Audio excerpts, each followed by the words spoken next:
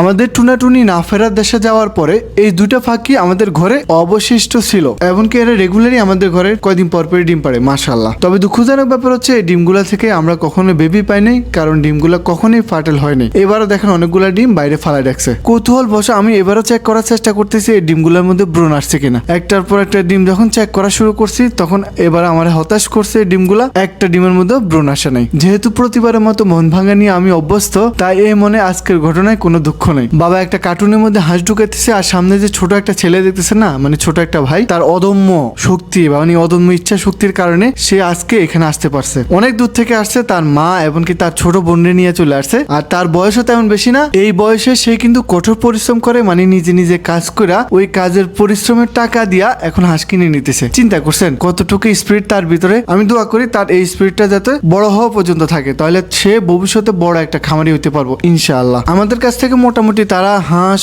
মুরগি কোয়েল সবকিছুই নেওয়ার চেষ্টা করছে টুকটাক। এখন সব ঠিকঠাক করে বিদায়ের ফালা। বাবা বিদায় দিছে তাদেরকে, এখন তারা তাদের গন্তব্যের উদ্দেশ্যে রওনা দিছে।